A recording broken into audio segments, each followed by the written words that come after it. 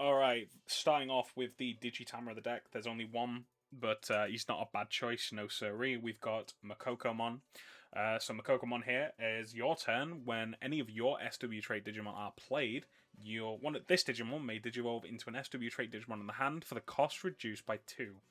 Uh, it's a good start. It's an amazing egg for the deck. It's the only egg really for this particular deck, especially if you're just going pure like Saiyu Warriors. But you can't go wrong. As you can kind of guess, this kind of sets up the idea of being able to push out a certain stack. Maybe it's not at level 6 just yet. Maybe it might be level 4, level 5. And then you may be able to slam down another Digimon and just watch this one Digivolve into the level 6 or something like that and kind of combo off. Very helpful. Very nice being able to kind of minimize a bit of the memory efficiency for the deck itself. So no more notes. Can't really complain. It's an amazing egg. So without further ado, we'll go ahead and move over to the rookies. Starting off with rookie number 1. Absolutely love this one. It's Kakamon. Very bog standard, like red Digimon, at least like a level 3 terms anyway. But there's no complaints there because start on main phase, you may ditch an SW trait Digimon, or just a card rather, to just draw one and gain a memory. Again, you can't go wrong with that. The inherited 2k, being able to make your stacks just a little bit bigger when you swing, or when something might try and swing it. Well, I say when someone might try and swing it to you. That's for an effect later on. But like, regardless, this is really good. Very nice level 3 for the deck. You can't go wrong. It's very nice to just kind of put this in the back, set up some extra cards like some memory boosts, or the other option for the deck, the Senketsu Invitation, and just kind of go from there, really. So, definitely no complaints. Continuing with that kind of trend, we have 4 of Kamemon. Kamemon is the main searcher of the deck, so on play, you may reveal the top 3 of your deck, and you may pick up a Shambhala and SW trait Digimon. 2 cards in this deck are neither of those traits. The rest of it, you are always hitting. When you reveal top 3, you are always grabbing at least 2 things, unless you hit both of those, that 2 of that we'll be seeing a little later on. But yeah, you can't go wrong with this card. It's the only Digimon searcher for the deck. There are some other ways of drawing and searching this deck, but this ain't bad. It's very nice to play out early, or it's very nice to play out with some certain effects later on. Can't go wrong. The inherited, when attacking, you may draw a card if you're at 7 or fewer. This is a really nice way of just getting some additional card draws early on in the game, because later on, you will have drawn quite a bit where, unless your opponent starts like trashing some stuff, or I don't know, you start slamming everything down, really, depending on how much memory you're given. Like, you're not using this kind of later on. You're drawing a lot, you're searching a lot. The deck's really good at kind of doing that. But regardless, it's still a nice ability. It's still nice to have. I'd never complain at having it regardless. So, yeah, definitely want to run these at full. Last but certainly not least, we have Takinmon. Takinmon is just the very, again, bog standard. You may Digivolve into the trait in question for the cost reduced by 1. So all your level 4s, they're all SW. You're absolutely going to be able to Digivolve into them for 1 less with this dude. Very nice, considering some of the level 4s that we have in the deck as well. You cannot go wrong with that. And then on top of this, we also have the barrier inherit, so you're able to just kind of protect the stack a little bit more when it comes to battles anyway, or when those pesky Marsmon or Calismon might try and battle your stack, you can still go, no, I'm going to barrier actually. Or when you just want to swing into your opponent's security, or you just want to try and swing into a Digimon to set something up, again, barrier comes in clutch. Definitely can't complain. In terms of level 3s, these are all very good. I can't think of anything at the moment that I'd want that would try and replace any of these. These all just kind of do a lot of different things that the deck kind of wants, whether it be memory gain and like kind of deck filtering, straight up deck searching, or just being able to reduce digivolution costs. It's all really good. So without further ado, we'll go ahead and move on to the champions of the deck, excuse me. Because this is where we also just can't go wrong. Big theming today. So first up, we've got Hakubamon. Hakubamon, we definitely want this guy at 4. No one play, no one digivolving, but just a nice little main effect. We can play or use a SW trait card from our hand for the cost reduced by 2. So this includes the option cards of the deck. This absolutely includes those level 3s we just talked about. You can slam them down for 1 memory.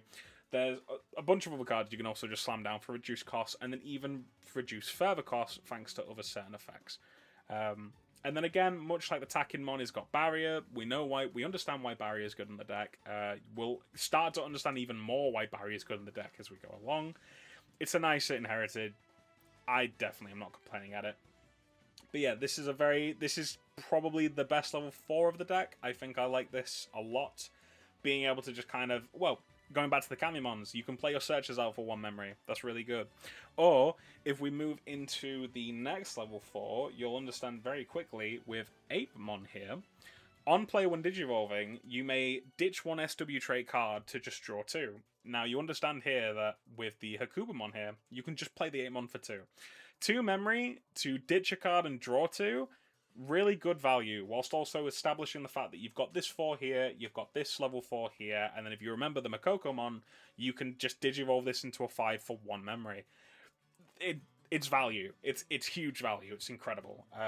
You definitely can't complain at that. There's nothing that goes wrong there. But yeah, the 8-mon being able to just draw you 2 extra additional cards whilst you're just you're going up the stack, or when you're just hard slamming this dude very early on, no complaints. The raid is very nice.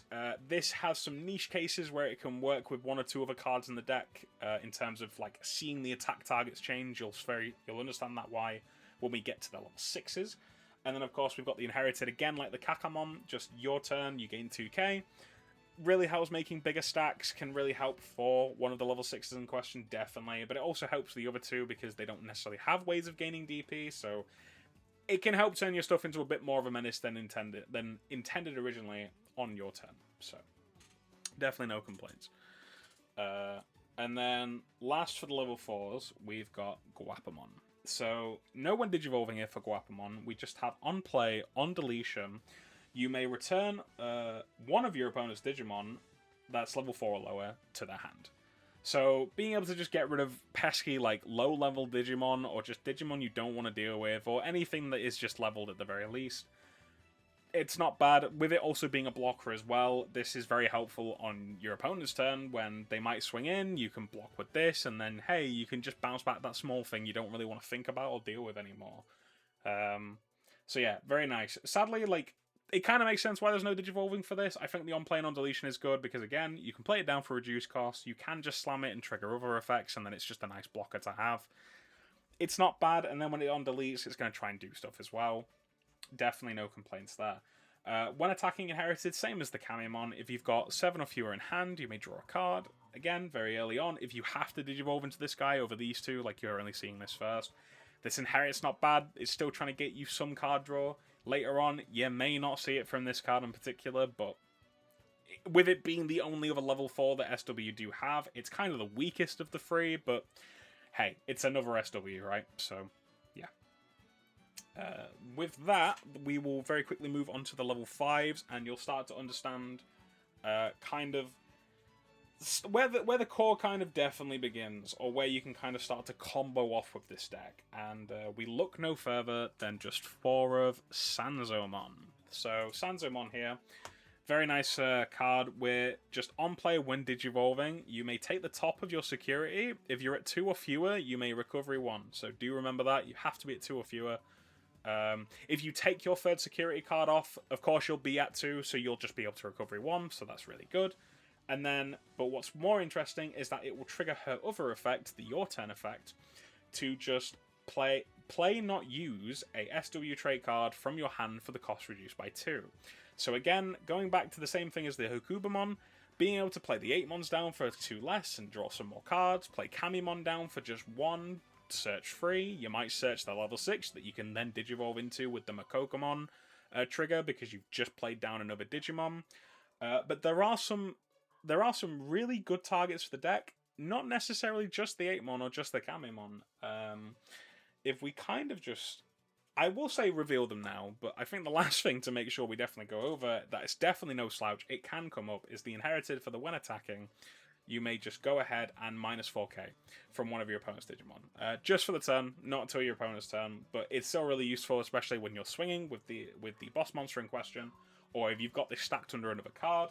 Because moving on to some of the other level 5s that we have, we can talk about Cho Hakaimon. So we have Chohakaimon here at 3. This is also a really nice level 5. This is another one of those Digimon that we're talking about that you can play with the Sansamon for the reduced cost, or you can even play with the Hakubamon for the reduced cost. Because the interesting thing about the rest of the level 5s of this deck is that they have Digicross, and you may Digicross with a level 5 or lower from the hand. So just placing it under, you get to slam this dude down, and it will be 2 less, and then 2 less from the Sanzo, so you're playing this down for a cost reduced by 4. So for free memory, at level 5, definitely not bad. Now, the rest of what Chohakaimon does, and you'll kind of start to see this theming with the level 5 that we're running in the deck, is they have on play when Digivolving, de-Digivolve 1, and then you may give one of your other Digimon Alliance an attack. So you can't do the half and half, you can't give them Alliance and then choose not to. You must hand them the Alliance and then they must swing. There is no question. So what's really good here is you kind of push out with something like Hakuba or Sanzo, you play down the Chohakai with the Your Turn effect, or you just kind of slam it down sometimes, but you still got the Digicross, so still just for 5 memory, which can be a lot sometimes. And the Chohakai can go ahead and de-Digivolve something away on your opponent's side, so you can get a nice clapback potential, whilst also giving this stack Alliance. You've got this Alliance target that you can use now, whilst also swinging in for 2 extra checks. And then, of course, you've got the Makoko, which can Digivolve this into the level 6s, as we talk about. But the other interesting thing to talk about this card is it's got the new keyword Guard, which basically means that whenever one of your other Digimon, it doesn't have to be trait specific, just when they would leave the field, you can go ahead and just pop this instead, and they just don't leave.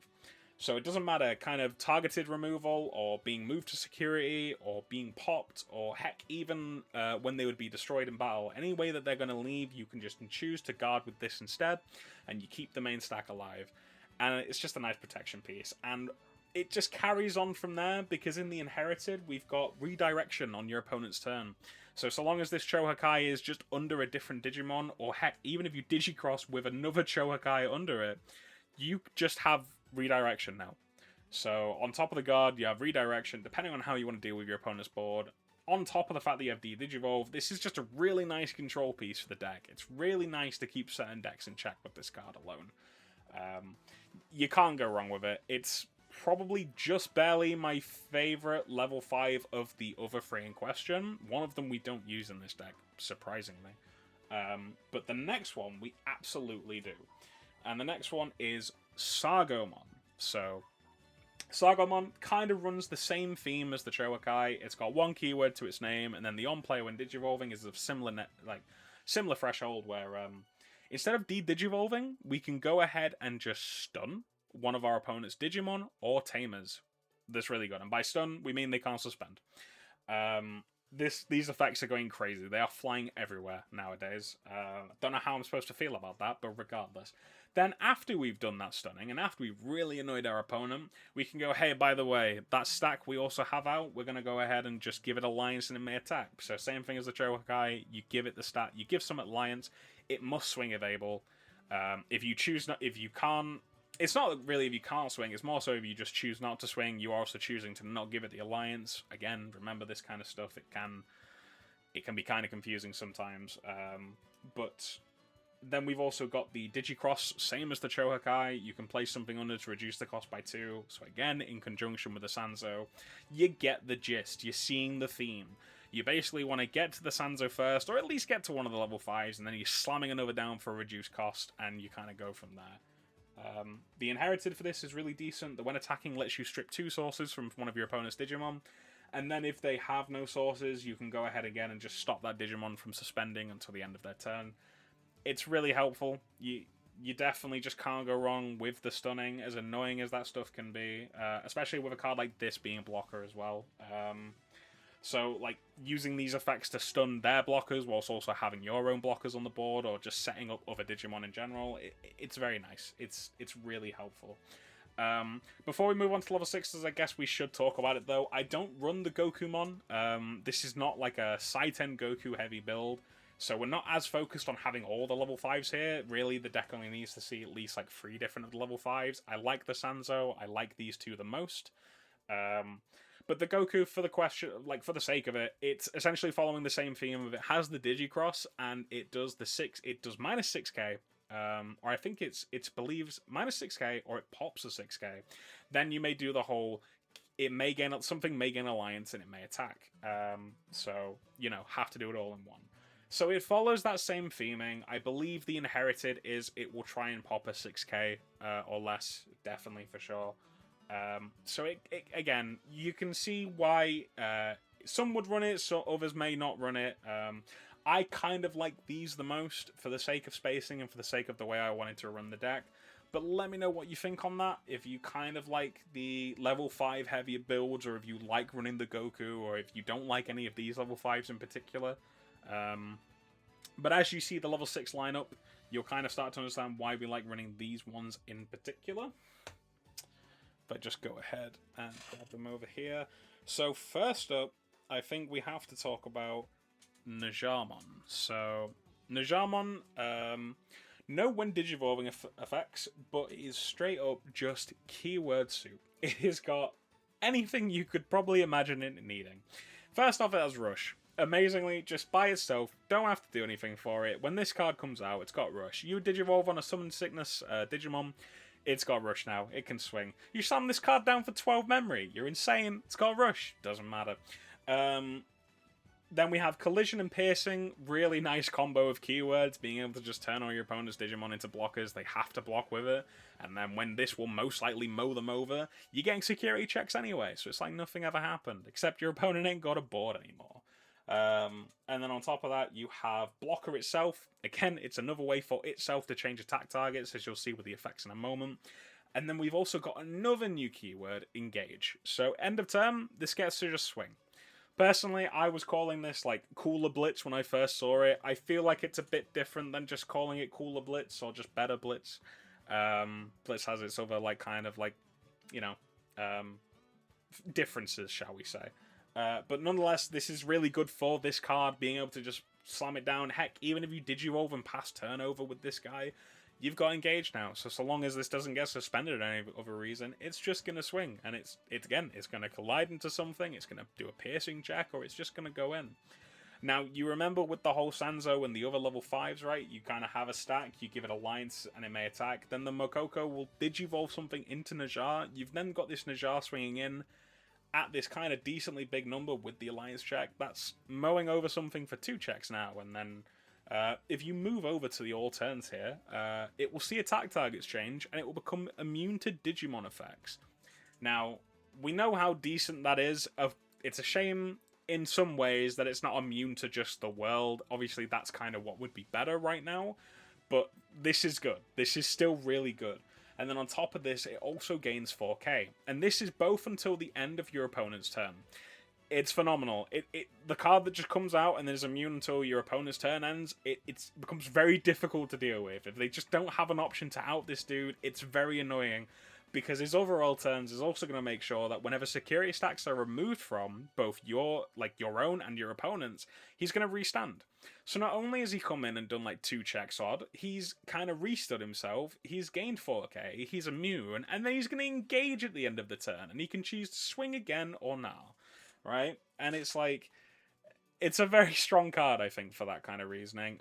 It by all means, it's not like the best card ever made or anything, but like for what this deck kind of does and for how it can set these kind of plays up, I like it a lot. It's incredible. It's probably my favorite of the 3 main SW Warriors. Saiyu Warriors. Good. That's always great. But regardless, I like this card a lot. I always want to run it at 3. There was testing before the locals I had with it at 4, but I don't think it's a card that you necessarily need to see all the time, because the way this deck kind of likes to do it is we like to go into kind of combos, like combinations of like different level 6s to kind of set up pesky boards, really annoying stuff. And you'll see in a minute why I kind of opted to kind of go down 1 or 2 numbers on this to go up like 1 or 2 numbers on something else. Because we're going to move right into the other level 6 we're going to be running free of is Takutaumon.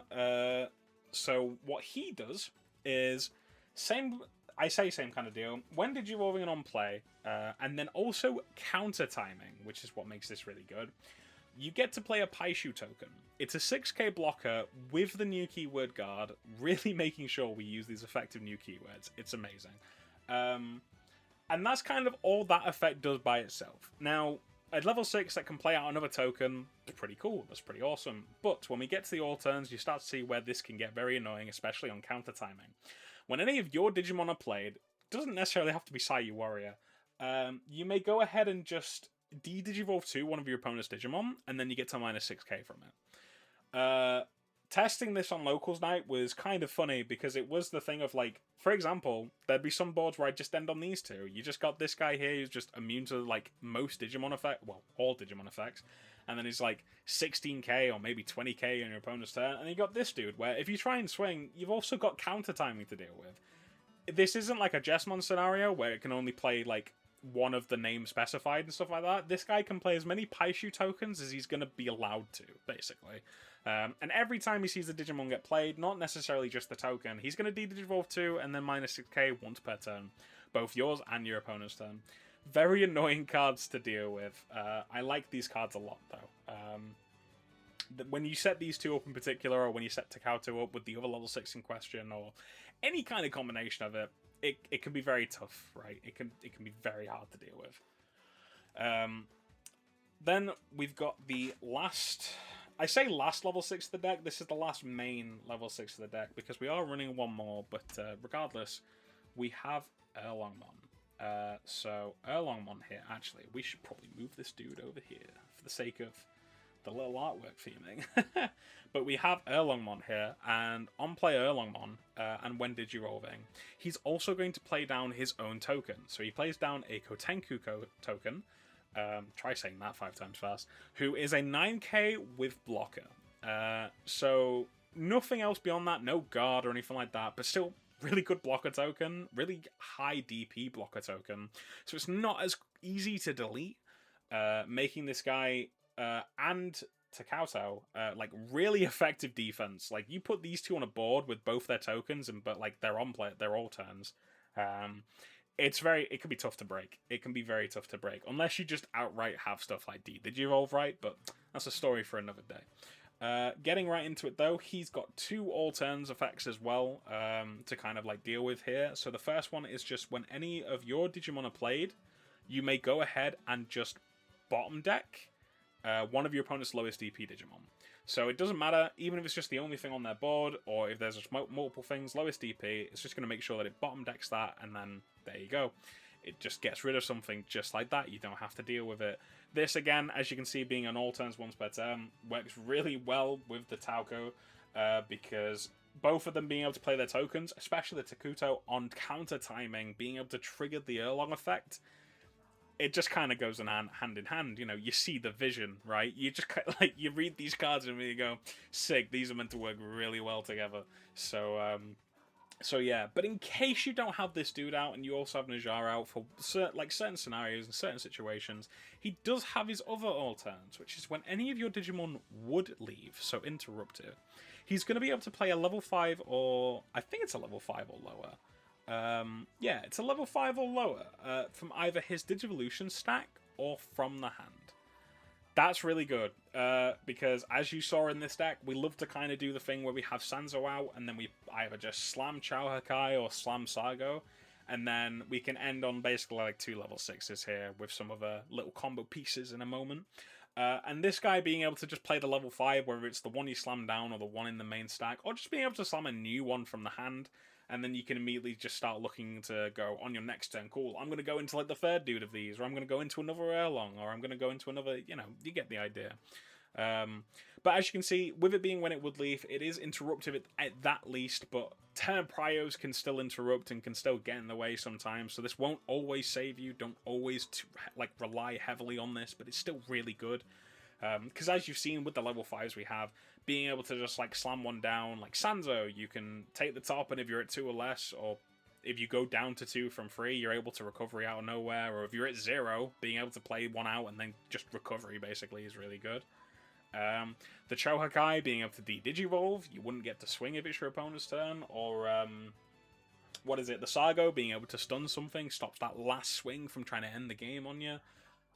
Really good, like really effective stuff. Of course, with him being able to play out bodies of his own as well, if you don't get the counter timer on Takao here, you can just, you know, he'll see his all turns and you'll de-Digivolve and minus, and it's really good. It just they're really really nice at just being able to stop your opponent's boards from really meshing you up. Of course, unless they just have immediate instant access to like Digivolve, you're kind of ruined, right? There's just no way about it. Like, Najah here might be okay if the Digivolve is on a Digimon, but if it's an option like that new Iron Slash running around, yeah, you might be kind of screwed.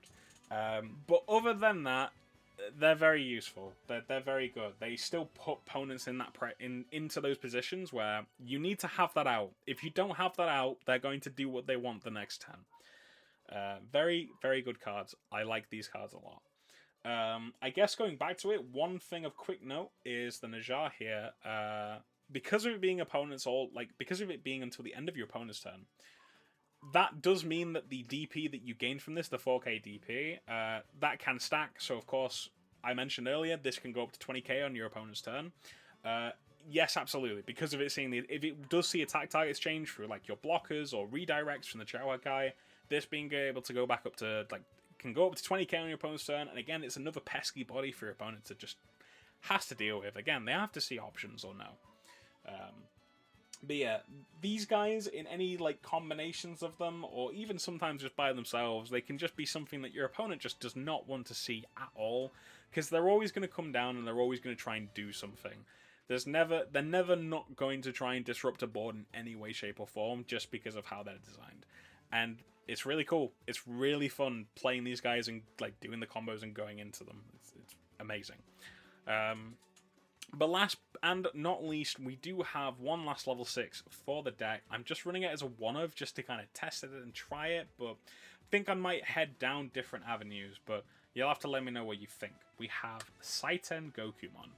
So, Saiten Gokumon here, he kind of feels like he would be the boss monster of his own, like, SW deck, and these kind of, you know, you'd go down on, like, some numbers here, and you get the idea. But basically, he's got Rush, Raid, Piercing, Sec +1, right? So he's kind of hitting that Najah area of, like, he's got kind of keyword soup going on, but his on-play also kind of helps with this, because his on-play when Digivolving is just straight up. You can minus 8k from one of your opponent's Digimon, then for every level 5 in his stack, you can just go ahead and minus another, like, 3k. So he's very good at just, like, bombing the fuck out of, like, one of your opponent's Digimon. Just, like, see this stack, I want it gone. And it's most like, if you assembly with, like, all of the cards in question here that you can, you're most likely bombing something, right? It's just going to disappear. And then the rest of this effect goes on to say then this card may attack. So the moment you slam it down, whether you Digivolve it or you assembly into it, you're able to just go ahead and swing. And yeah, I mean, it's got Raid. It can then go into one of their other strong bodies or something weaker than it. It's got the Piercing, so you're definitely getting the 2 checks out of it thanks to the Sec +1. And then it's got Rush, so even if you were to Digivolve over something that has Summoning Sickness, you're able to still go. And then, of course, you've got the Assembly here, which is just a nice little, like, not protection for itself per se, but it's helpful in terms of if you lose this body, you can go ahead and just play 2 of the level 5s that you use to assembly with this dude, or you can just go ahead and play one of the level 5s that you might just have in the stack. So again, being able to kind of still float back 1 or 2 pieces after losing this dude, after trying to, like, invest, like, you know, some aggro into your opponent. It's not too bad. It's also one of those things too where, again, going back to these, if you have 1 or 2 of these bodies set up on the board, like mainly these 2, right? And then you do lose this dude and he plays out the level 5s, these effects trigger, they see that. It's also just another body on the board. It's going to have its own on plays, as you've seen for the level 5s. It's very nice. It's a nice, like, attempt to close the games with, because you can kind of just slam it down. It's going to get the swings, so long as there's nothing to really interrupt it or get in the way. You know, it's nice. There were 1 or 2 times where it was very nice to kind of see this card, but sadly my deck isn't formulated in the way where, like, I can get a lot into the trash to always assembly this when I need to. It's kind of, the later it goes, the kind of better an option this becomes to, like, slam down, because I'm going to have the pieces more than likely, but I'm sure if you made some more, like, Saiten Goku-centric decks, you'd see more performance out of that. But yeah, it's a solid card. I can't complain. I do like these ones more, but this card isn't bad, by all means. But I guess from there, we should probably get into the options of the deck. We are not running any tamers. The deck doesn't have a tamer to its name yet. It's there is something going around about it potentially getting a tamer that they can use. I think it may have been leaked here or there. I could be wrong. But yeah, so we kind of just skip over that. There's a few that I kind of like tried to test with, like the starter deck Taikamiya when it sees attack targets change, give some 2k, draw a card, or the mat you're able to, the purple one where you can like ditch a card, gain a memory. But I think just trying to like fit more of the SW cards in here is probably the better strat for now. And then when we get its own tamer or even more support, we can kind of start fiddling around with that and seeing what's going on. But without further ado, we may as well talk about the options at play. I think the first one we should definitely talk about, because it kind of helps understand why we're doing the plays that we do, is the Senketsu Invitation. So, an amazing card. I feel like I want to run this at 4, but I need to do some more testing with this. Because at the end of the day, it's going to be really helpful for why you get to do what you do. So, the requirements to even play this card to begin with, given the 3 colours, is SW. Not hard to do. Pretty much every card in this deck is going to hit that requirement. That's what we want. And then its main effect is just by trashing 1 SW card from our hand, we can just go ahead and draw 2. And then you place this in the battle area. So again, very, very good setup card, very good option card for the deck. Helps us see more of what we want to do, whilst also being a main effect that we can kind of, or a delay main effect, we can kind of just pop later on based on what we see.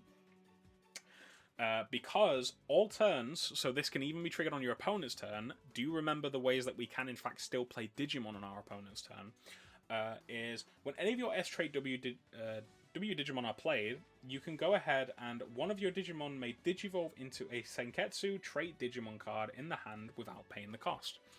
So this is where it starts to kind of connect, right? You push out a card like the Sanzo, or you push out like your level 5, you'll hard slam another level 5 and Digicross with it to kind of help reduce the cost a bit.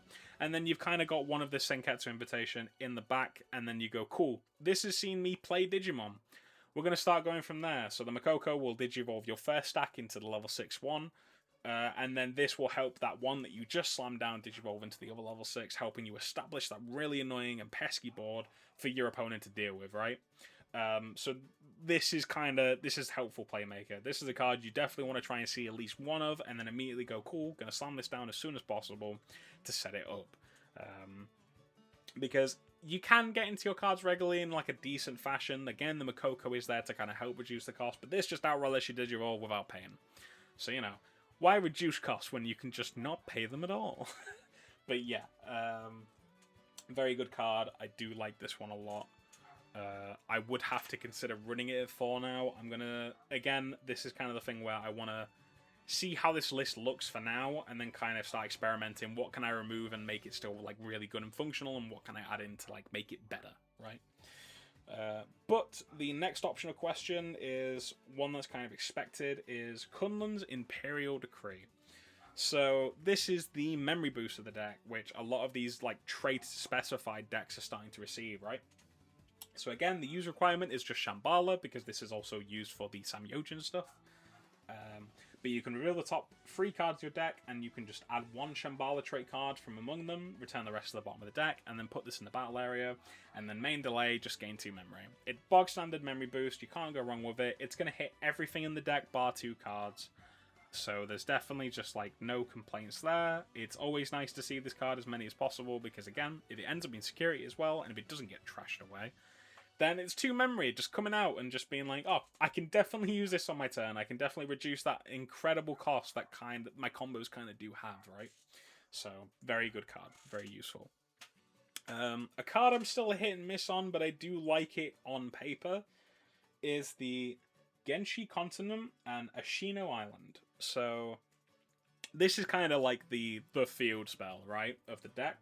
So, the use requirement is Shambhala trait, and then just straight up, the main effect is you can take the bottom of your security, put this at the bottom instead, and then you may play a Digimon for its cost reduced by 3, of course, the Shambhala trait. So again, you can put this at the bottom of your security, picking up another card, and then play your Kamemon down to search. You can play your 8 mons down to ditch 1, draw 2. You can play your level 5s out, and then also use their Digicross costs, like reduction, to then further reduce it.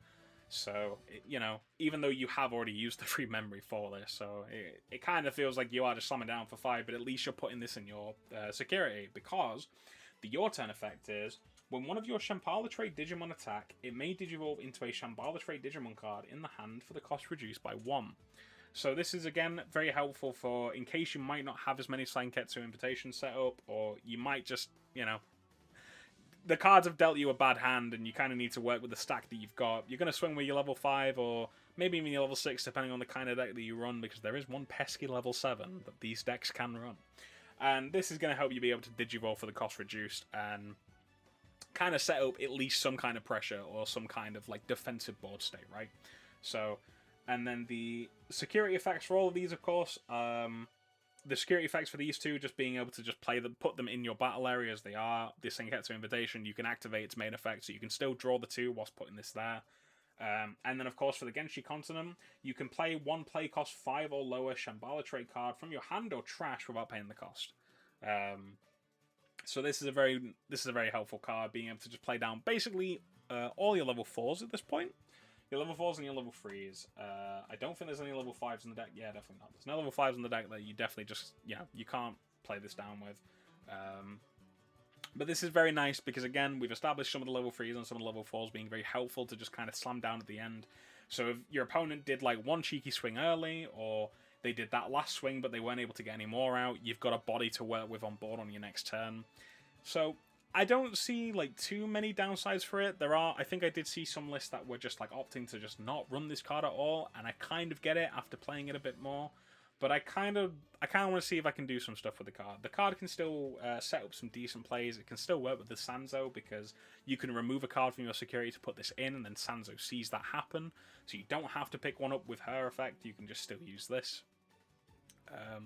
So it's helpful in those regards, but some more time might be needed with this one just to cook a little bit. And then last but not least, I guess I'll throw it over here, we have 2 Crimson Blaze. This is the card that we are obviously not Shambhala trait or not SW trait. But this deck, it goes up against wideboards, and unless you get Najar early to kind of help swing into their bodies before they can establish anything too big, this card is needed. At least for now. It's very hard to deal with wideboards. It's very hard to deal with anything too big for your 2 level 6s or even the 1 level 6 to kind of handle. So them running into this card in security, or you just slamming this down for a reduced cost, it really helps take that pressure off you, and kind of allows you to kind of still push out your stack, kind of throw one of these down for a reduced cost, and then you can still end your turn on your plays. No real complaints there. It kind of sucks because Crimson Blaze has, of course, always been one of those where I would love to be able to drop this so I could use 2 more of a good card for the SW that I want to use. But going into like things competitively, or going into it knowing that you're going to go up against a lot of wide boards or a lot of stuff that's really strong going wide, like TS, it's a very helpful card. There's no reason why we don't run at least 1, definitely 2 of it. So, but yeah, that's basically it for the options. Those can kind of help set you up for everything that you want to do. So that's really about it for the SW deck. It's really fun. It's a lot of fun. I had an absolute blast playing this at my locals recently, and I suggest that you, like, if you can, as fast as possible, definitely get this deck set up for yourself and give it a try. You will not be disappointed. Definitely figure out the kind of playstyle you like. Do you want to be more Najar heavy? Do you want to be more Takuto heavy, or do you want to be more Erlong heavy, or do you like the Saiten Goku build? It's all still very interesting with it all just being in this newest set, and seeing that this will receive some more support in the future is always very exciting, because I really do love these dudes. The theming of them is sick. It's incredible stuff. But yeah, let me know what you guys think of the deck, and I think I will sign off for now. But I'll be back very soon with hopefully some more Digimon content. It's Hacky TCG signing off.